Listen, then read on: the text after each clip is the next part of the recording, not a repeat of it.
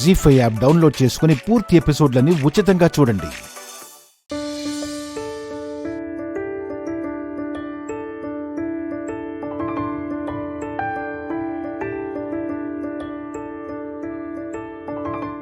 అయితే ఒక్క ప్రైజే ఇద్దరికి ఇచ్చారన్నమాట. రేపు పూజ వస్తే ఈ కప్పు తనకి ఇచ్చి పంపించాలి కదా. అదేగా నా బాధ. తేజ,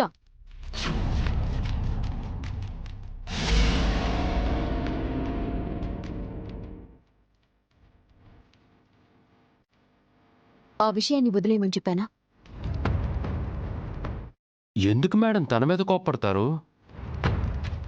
కష్టపడి ఆడి గెలుచుకుంది, కానీ తన ప్రాపర్టీలో ఇంకొకరికి షేర్ అంటే ఎవరికైనా పాపం బాధగానే ఉంటుంది కదా.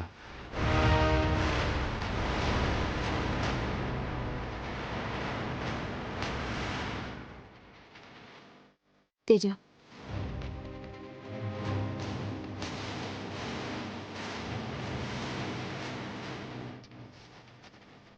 ఆయన ఒకరోజు ఆ కప్పు పూజ తీసుకెళ్తే రెండో రోజు మళ్ళీ నీకు తెచ్చిస్తుంది కదా.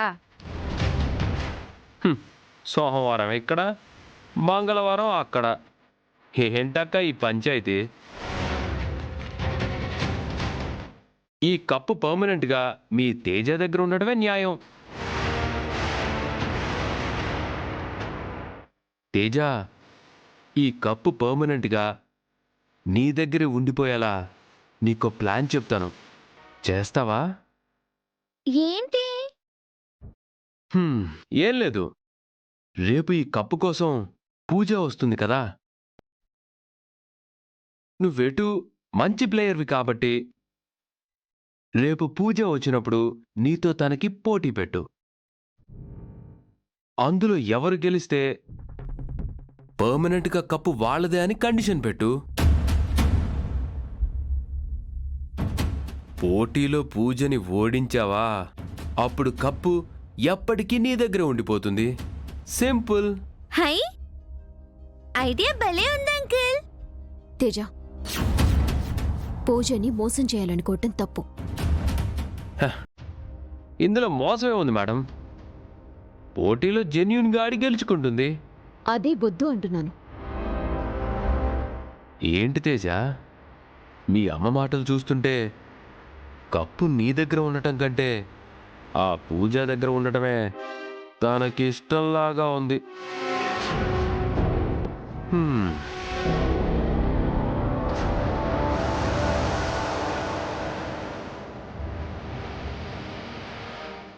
ఇటు నీకంటే అటు పూజకి ఎక్కువ సపోర్ట్ ఉన్నట్టుంది.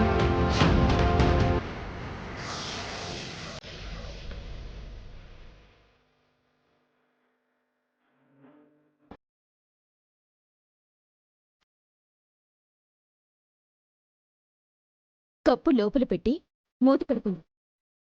ఓ,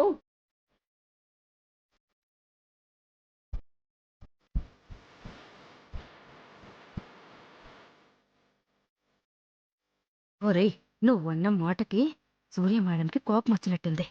అయినా వాళ్ళ గొడవ నీకెందుకురా? నోరు మూసుకుని తినలేవు.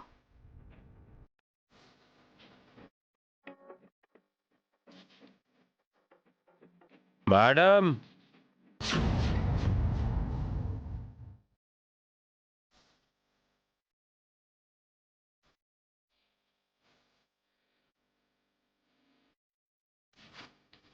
ఏంటి మేడం, ఫస్ట్ టైం మీ కూతురికి మీ మాటల బదులు నా మాటలు నచ్చినట్టున్నాయి. మెల్లగా తను నాకు సరెండర్ అయిపోయేలా ఉంది. తను సరెండర్ అయితే ఆ తర్వాత సరెండర్ అవ్వాల్సింది మీరే.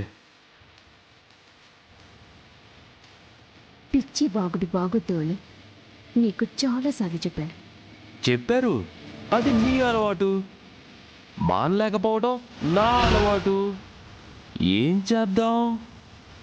చూడు సూర్య, ఇంతకాలం నువ్వు నీ కూతురు నన్ను ఇష్టం వచ్చినట్టు ఆడుకున్నారు. దాంతో మీ ఇద్దరి మీద విపరీతమైన గౌరవం పెరిగిపోయింది. ఆ గౌరవంతో నీకొక నిజం చెప్పనా? ఆ. నీకున్నది ఒక్క కూతురు కాదు, 2 కూతుళ్ళు తెలుసా?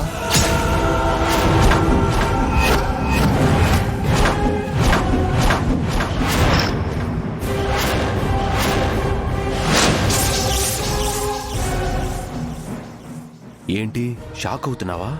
నేను చెప్పేది నిజం. 2 పిల్లలేంటి? స్పృహలో ఉండి మాట్లాడుతున్నావా? నేను స్పృహలోనే ఉన్నాను, కానీ ఆ డాక్టర్ చెప్పిన విషయం నీతో చెప్తే నువ్వే స్పృహ కోల్పోతావు. కానీ ఆ నిజం నీకు చెప్పను, చెప్పకుండా ఆడుకుంటాను. నా అవసరాలన్నీ తీరేదాకా వాడుకుంటాను. అంటే నా ఉద్దేశం, ఇప్పుడు నీ దగ్గర ఒక కూతురుంది, కానీ మీ ఆయన దగ్గర కూడా ఒక పాప ఉంది కదా, తను కూడా నీకు కూతురే కదా అని. నా పర్సనల్ విషయాలు నీకెందుకురా? నువ్వు రా అని నీ కోపాన్ని ఇలా చూపిస్తావు. రేపట్నుంచి నా శాడిజం నేను కూడా చూపిస్తాను. నీ కూతుర్ని నీ కళ్ళ ముందే టార్చర్ పెడతాను. అయినా నువ్వు తెలుసుకోలేవు, నేను తనని టార్చర్ పెడుతున్నానన్న విషయం నీ కూతురు కూడా నీతో చెప్పుకోలేదు. ఏంటి కన్ఫ్యూజింగ్గా ఉందా? కానీ ఇదే నిజం. అన్నీ కళ్ళ ముందే జరుగుతున్నా ఎవ్వరికీ అర్థం కానాట, ఎవ్వరూ ఎవరితోనూ చెప్పుకోలేనాట. ఫేస్ చేయడానికి రెడీగా ఉండు.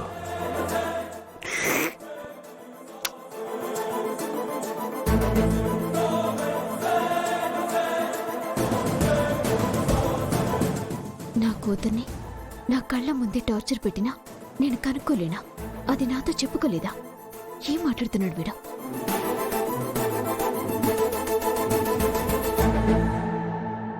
జీ5 యాప్ డౌన్లోడ్ చేసి అన్ని ఎపిసోడ్స్ పూర్తి ఉచితంగా చూడండి.